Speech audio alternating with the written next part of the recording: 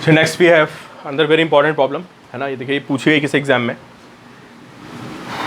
This angle is theta, ठीक है. This whole system is यार ये पूरा एक सिस्टम है. This wedge and this wall ये सब आपस में जुड़ा हुआ है. Okay, this wedge and this wall है ना, and between these two, between this wedge and this wall there is a sphere. ठीक है, और ये पूरा एक सिस्टम है, मतलब ये पूरा सिस्टम है. This wedge along with this wall they are connected. ठीक है, और मुझे आपको आंसर क्या देना है, आपको ये बताना है. अच्छा, ये यहाँ टिका हुआ जो स्फीयर है, इसने यहाँ पे एक सपोर्ट यहाँ पे ले रखा है, एक सपोर्ट यहाँ पे ले रखा है. क्वेश्चन ये है कि find minimum value of A, find minimum value of A for which a sphere leaves contact with the wall, for which a sphere leaves contact with the wall. ठीक है, मतलब इसको ऐसे भगाना है आपको, इस पूरे को ना, इस वेज को, इस वॉल को पकड़ के आपको भगाना है. वॉल आपको सेंस नहीं, लेट मी लाइक दिस, ये ऐसे सिस्टम है. ठीक है, जैसे वॉल ऐसे, ठीक है, और ये पूरा आपस में क्या है, दे कनेक्टेड. ठीक है, तो मुझे ऐसे भगाना है इस पूरे सिस्टम को. एक सेक्शन से ये भी भागेगा, वेज भी भागेगा, सब कुछ भागेगा, कि इसका यहाँ से कांटेक्ट छूट जाए. कहाँ से? इस पॉइंट से कांटेक्ट छूट जाए. ठीक है, तो ट्राई करिए आप, निकालिए, मैं यहाँ पे एक्सप्लेन करता हूँ. चलिए भाई, अगर ये एक सेक्शन से आगे जा रहा है तो क्या होगा, यहाँ पे एक सूडो फोर्स आएगी. किधर आएगी सूडो फोर्स?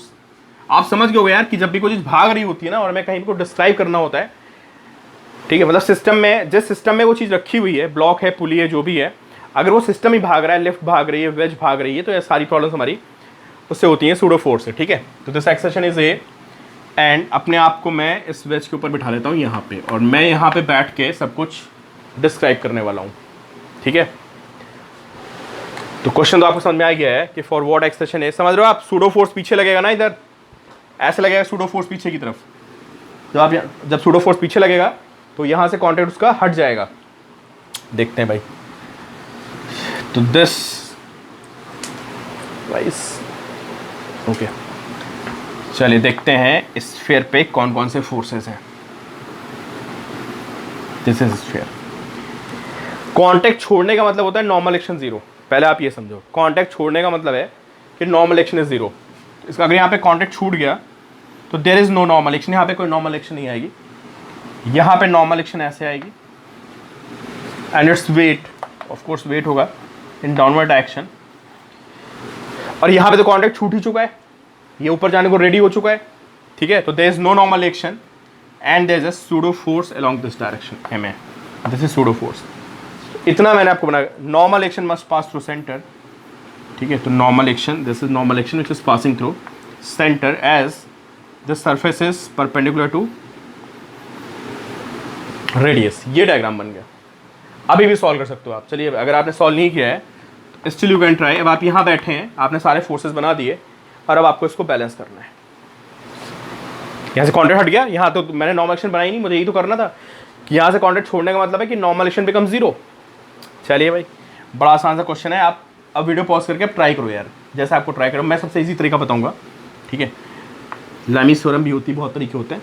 मैं एमए का, मुझे आपको बात पता होनी चाहिए, मैं आपको कई बार बोल चुका हूँ. नहीं पता है तो नोट कर लेना कि फिर बॉडी इज बैलेंस्ड, कोई बॉडी बैलेंस है तो you can draw axis anywhere. जहाँ तुम्हारा मन होता है तुम इसको एक्स बना लो, इसको वाई बना लो, तुम इसको एक्स बना लो, तुम इसको वाई बना लो.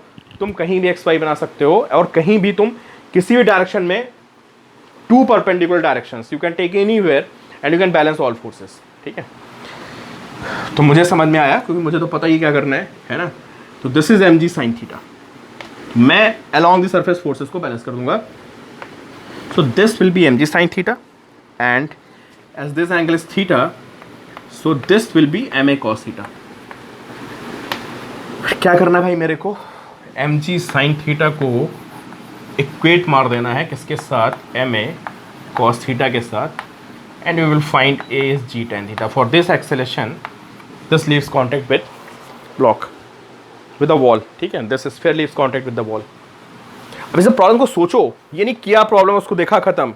आप सोचो कि आप क्यों नहीं कर पा रहे हो. इफ बहुत से लोगों ने कर भी लिया होगा, आई डोंट नो, बट जो लोग नहीं कर पा रहे हैं सोचना चाहिए कि यार क्यों नहीं हुआ मुझसे. इतनी सारी प्रॉब्लम्स हो चुकी हैं. Then we have another very important problem, and this is basically this problem is from H.C. Verma, ठीक है. But this is very important problem. सबसे पहले आप एक बात याद रखो, मैंने आपको दो बार तो क्वेश्चन कराई चुका हूँ, ठीक है. अब बताऊंगा नहीं मैं, सिर्फ उसका एंड रिजल्ट बताऊंगा. I will not explain once again. So we have a block here of mass m and there is a wedge.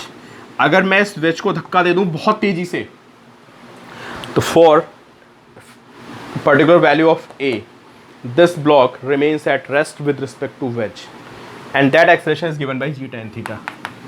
अगर आपको नहीं पता है तो आपका लॉ ऑफ मोशन बहुत वीक है और आपने मेरी वीडियोस को ध्यान से नहीं देखा है, ठीक है. a g tan थीटा इस एक्सेलरेशन के लिए बहुत स्टैंडर्ड रिजल्ट है.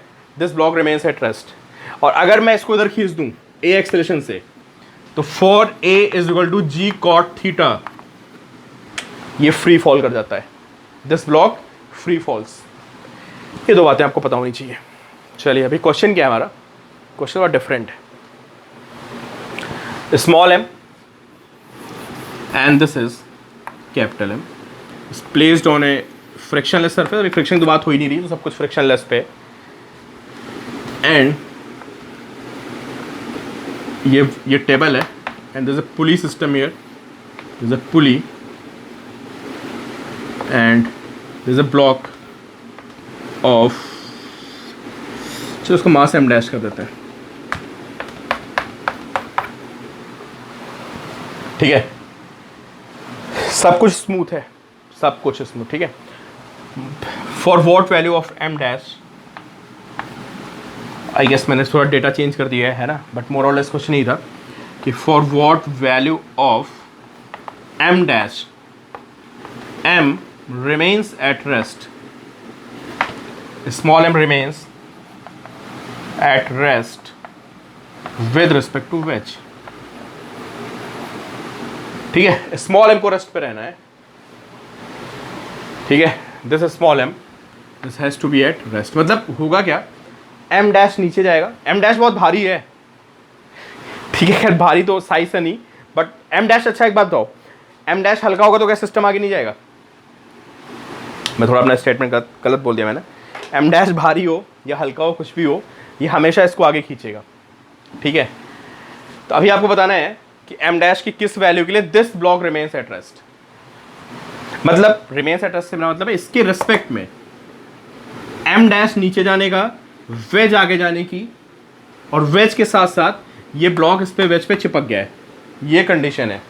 तो forward value of m dash है ना, दिस एंगल थीटा है, तो मैं भूल ही गया. And capital M and small m and theta are given. तो answer should be in terms of capital M, small m and theta. चलिए भाई, अब मुझे पता है कि अगर इस वेज का एक्सेलरेशन, मैं डायरेक्टली वो रिजल्ट यूज़ कर रहा हूँ, ठीक है. मुझे पता है कि if acceleration of ways is g tan theta, in that case, उस केस में ये ब्लॉक इससे अलग नहीं होगा, ये इसके बिल्कुल साथ जाएगा. तो दिस इज द कंडीशन. ये आपको रटी होनी चाहिए, मैं 2 बार बता चुका हूँ कि a is g tan theta. चलो भाई, तो अगर ये a is g tan theta से आगे जा रहा है, तो यार ये इसके साथ ही आ रहा होगा, इस पूरे को एक मान लेते हैं. क्यों, दोनों तो एक साथ ही आगे जा रहे होंगे ना. कैपिटल M भी जा रहा है, स्मॉल m उसका चिपका हुआ है, तो total mass capital M plus small m लेते हैं. चलो m डैश g का FBD बनाते हैं. m dash g in downward direction, tension upward direction. System नीचे जा रहा है, तो सिस्टम नीचे आ रहा है, तो equation will B m dash g minus t is m dash a. ये इसकी इक्वेशन बनेगी, ठीक है. अभी पूरा सिस्टम आगे जा रहा है, बताओ सिस्टम को आगे कौन ले रहा है. अगर मैं इसका FBD बना देता हूँ, आप अलग बनाइएगा, मैं यहीं बना दे रहा हूँ FBD. This will be tension T, है ना. इनके वर्टिकल फोर्सेस से मुझे मतलब नहीं है, वो m प्लस mg नीचे हो जाएगा. यहाँ से नॉर्मल एक्शन ऊपर, this normal action in upward direction, इसको मैं पूरा एक सिस्टम मान रहा हूँ. तो m plus mg in downward direction आपको पता है दे आर बैलेंस्ड, उनको छोड़ते हैं, आगे कौन ले आ रहा है इसको? This wedge and this block system, इसको आगे कौन ले आ रहा है? टेंशन ले जा रही है यार आगे इसको। तो इक्वेशन क्या बनेगी बोलिए? Equation will be T is equal to M plus M into A, this will be tension. From these two equations and also you have A is equal to G tan theta. ठीक है, ये 3 equation answer निकाल देना final, ठीक है, solve करके आप, ठीक है। ये इक्वेशन बन गई और अननोन कितने हमारे पास? वी हैव ए तो हमें पता ही है, A is G tan theta, ठीक है। तो बस टी एंड एम डैश दो अननोन है, ठीक है। तो वहाँ से we can find value of A is G tan theta and, ठीक है, इन इक्वेशन सॉल्व करना, you will find value of M dash. Question clear है आपको? एम डैश की किस वैल्यू के लिए पूरा सिस्टम कहाँ पे? रेस्ट पे। और अगर आपको ये इक्वेशन नहीं सॉल्व करनी है, आपको बिल्कुल शॉर्टकट लगाना है, तो अब आपको फिर अगर शॉर्टकट लगाना है तो यार आपको बातें बहुत ढंग से याद होनी चाहिए। अब मुझे पता है कि यार ये पूरा सिस्टम आगे जा रहा है, तो what is pulling force? Pulling force is m dash g, जो इसको पूरे सिस्टम को खींच रहा है that is m dash g upon total mass. Total mass is m plus m dash. This is acceleration and this acceleration should be equal to g tan theta. अगर आपको ये बात याद है तो आपसे क्वेश्चन एक लाइन में हो जाएगा। Pulling force m dash g upon total मास, ये पूरे सिस्टम का एक्सेलरेशन आ गया ना। पूरे सिस्टम का मतलब इसका एक्सेलरेशन आगे की तरफ और इसका एक्सेलरेशन नीचे की तरफ। और मुझे पता है कि अगर सिस्टम का एक्सेलरेशन g tan थीटा हो गया तो ये बॉडी इस पर क्या रहेगी? रेस्ट में रहेगी। तो उससे भी आप you can find value of m dash, ठीक है।